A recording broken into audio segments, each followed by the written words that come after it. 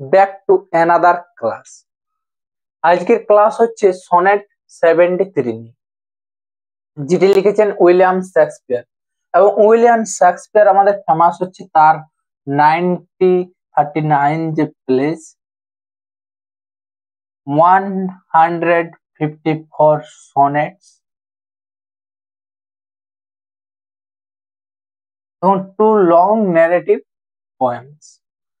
তাহলে আমরা জানি যে তার এই যে প্লেগুলোর জন্য তিনি কি হয়েছে, অনেক ফেমাস হয়েছেন, এবং তার এই যে সনেটস গুলোর জন্য তিনি সবচেয়ে বেশি ফেমাস হয়েছে। তিনি সনেটস গুলো দুজনকে নিয়ে লিখেছেন, একজন তার ফ্রেন্ড ডাব্লিউইচ এবং তার ডার্ক লেডি।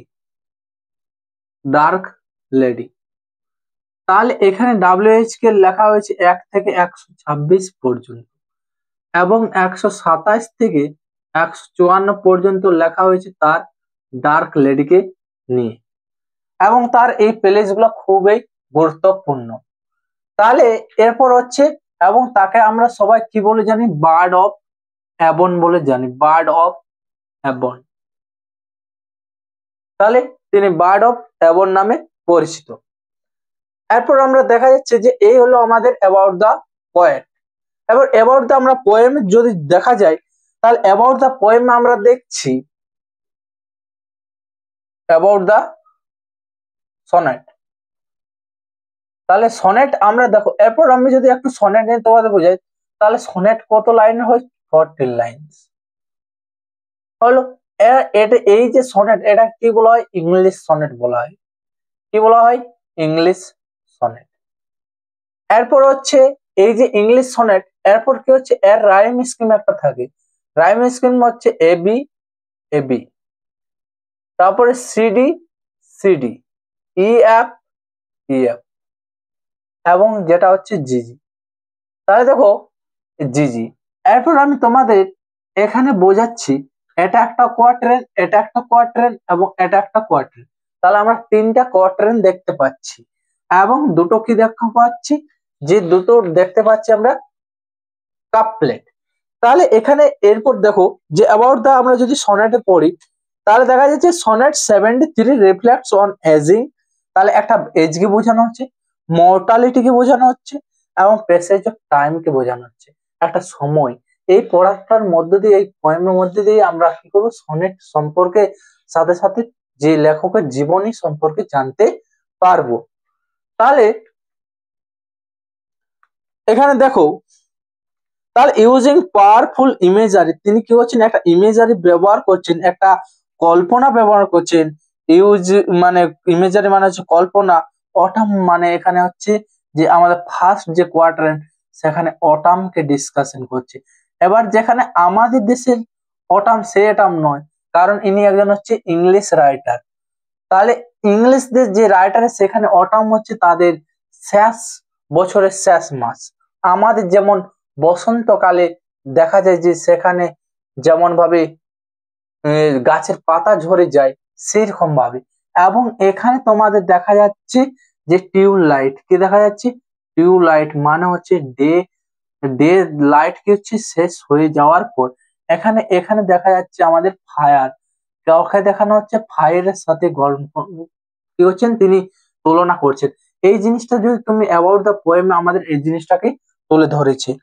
তাহলে দেখো ডাইং ফায়ার মানে, এখানে ফায়ার বলতে ডাইং ফায়ার যেমন একটা নিভন্ত আগুনকে বোঝানো হয়েছে। William Shakespeare compares his ageing self to nature decline, যে তার কি করেছে, শেক্সপিয়ার কম্পেয়ারস করেছে তার বয়সকে কিসের সাথে, সেলফ টু নেচারস ডিক্লাইন। যেমন নেচার, প্রাকৃতিক জিনিস, যেগুলা প্রকৃতির জিনিস ধীরে ধীরে বিবর্ণ হয়ে যায়, সেরকম ভাবে তার যে জীবন, সেই জীবন কি হয়ে যাবে, বিবর্ণ হয়ে যাবে। বলছে দা পোয়েম সাজেস্ট দ্যাট অ্যাওয়ারনেস, এই কবিতাতে কি করছে লেখক, একটা অ্যাওয়ারনেস, একটা সতর্কতা তুলে ধরছে, অফ লাইফ ট্রানজেন্স, জীবনের ডিপেন্ডস লাভ, যে কি করতে পারে, আমরা এই সব কিছু ভাবে বেঁচে থাকতে পারি কিসের মধ্য দিয়ে, ভালোবাসার মধ্য দিয়ে। As we cherish to what we must, তাহলে কি হচ্ছে, চেরিশ মানে আমরা যেটা, we are we we cherish মানে আমরা প্রতিপালিত হয়, পালন হয়, what must eventually be lost, যেটা কি হয়ে যাবে, যে হারিয়ে যাবে, অবশেষে কি হয়ে যাবে, সবকিছুই শেষ হয়ে যাবে, মলিন হয়ে যাবে। এই সম্পর্কে যে এই ধারণাটা তিনি লক্ষ্য করেছেন, যে কিভাবে তার জীবনে সবকিছুই ধীরে ধীরে শেষ হয়ে যাবে, শুধুমাত্র তার যে ভালোবাসা, সে ভালোবাসাটা থেকে যাবে। তাহলে দেখো, এরপর আমরা ডাইরেক্ট অ্যাবাউট দা পোয়েমে চলে যাচ্ছি। দ্যাট টাইম অফ ইয়ার, এখানে দ্যাট টাইম অফ ইয়ার বোঝানো হয়েছে যে এট অটামকে। অটাম হচ্ছে কি, সেই সময় যেটা হচ্ছে বছরের শেষ মাস বা শেষ ঋতু। তাহলে হচ্ছে কি, এখানে অটাম বলতে আমরা কি বোঝানো হচ্ছে, ফাইনাল সিজন। তাহলে ফাইনাল সিজনের কথা বোঝানো হয়েছে। দাও, দাও বলতে এখানে তোমরা মাথায় রাখবে যে দাও বলতে আগে এটাকে ইউ, আগে দাও মানে এখন ইউ হলো। এখানে মেস্ট, মেস্ট কি বলা হচ্ছে তোমার, যে মে বি, মে বি। তাহলে কি হচ্ছে, মে বি বিহল্ড, বিহল্ড মানে হচ্ছে তোমার অবজার্ভ। তাহলে কি হচ্ছে, যে তোমার অবজার্ভ করা হচ্ছে, লক্ষ্য করা হচ্ছে। হোয়েন দা, তুমি বলছে দেখো, লক্ষ্য করো। You may mayst be in behold, আমার মধ্যে তুমি লক্ষ্য করো, যে মি বিহল্ড, আমাকে লক্ষ্য করো। হোয়েন ইউলো লিভস, যখন ওই সবুজ সবুজ পাতাকে যে হলদে হয়ে যায়, তখন বোঝা যায় যে এই পাতাটা এরপর ঝরে পড়বে।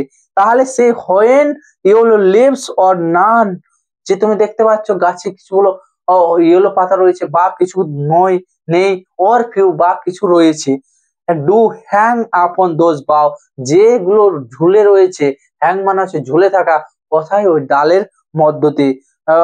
আপন those boughs which shake against the cold, যেটা কি হচ্ছে, যে সাধারণ যে একটা হাওয়া, সেই হাওয়াতে একটা বাতাস, একটা ঠান্ডা বাতাসে সে ঝরে পড়ছে। মানে তিনি তার এজটাকে, এবং এখানে তার জীবনটাকে তিনি কি করেছেন, একটা দুর্বলতার সাথে তুলনা করেছেন।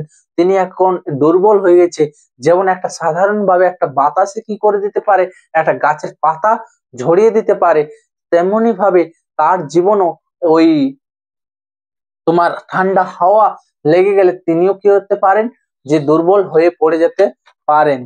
তাহলে বেয়ার রুইন্ড, বেয়ার মানে হচ্ছে ফাঁকা, এবং রুইন্ড মানে হচ্ছে ধ্বংসাত্ম।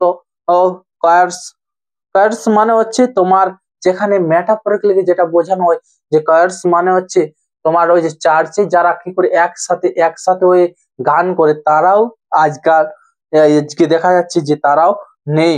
Whale the late swing sweet bird sang, যেখানে কি হতো, যে ওই মিষ্টি মিষ্টি পাখিরা সেখানে গান করতো।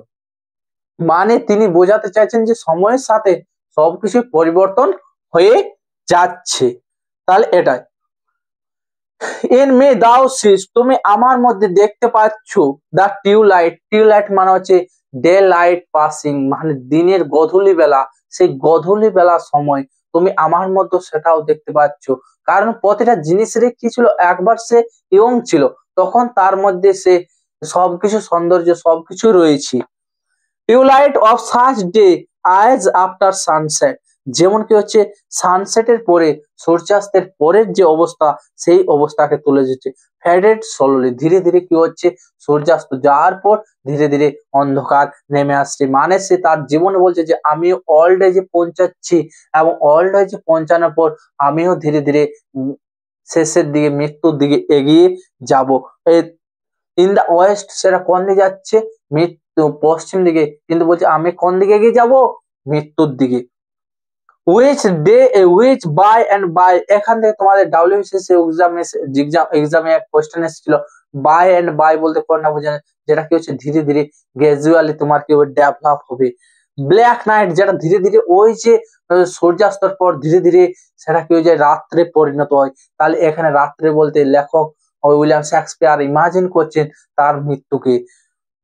হলো ডথ, ডথ বলতে এখানে ডাজ কি বোঝানো হয়, ডথ মানে বোঝানো হয় কি, ডাজ, যেটা কি করছে, ডাজ টেক ওয়ে, যেটা কি করছে, নিয়ে যাচ্ছে। ডেথ সেকেন্ড স্লিপ, মৃত্যুর, এখানে ডেথ সেকেন্ড স্লিপ বলতে ওই যে রাত্রি, সে রাত্রি তার কাছে মৃত্যুর মতো মনে হচ্ছে, একবার শুয়ে পড়লেই সব শেষ।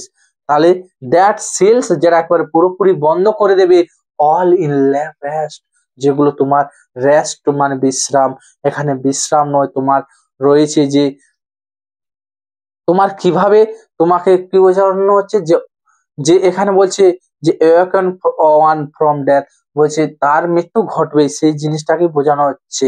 যে তারপর দেখো ইন মি, তাহলে তুমি এই যে সেকেন্ড স্ট্রেঞ্জার কিভাবে তার জীবনকে তিনি সূর্যের সাথে, সূর্যের রশ্মির সাথে তুলনা করছে, যেমন সেই সূর্য রশ্মি সূর্যাস্ত যাওয়ার পর ধীরে ধীরে রাত্রে নেমে আসে, তাহলে সেইরকম ভাবে তার জীবনের যে যৌবন কেটে যাওয়ার পর তিনিও কি হচ্ছেন, ধীরে ধীরে মৃত্যুর দিকে এগিয়ে যাচ্ছেন।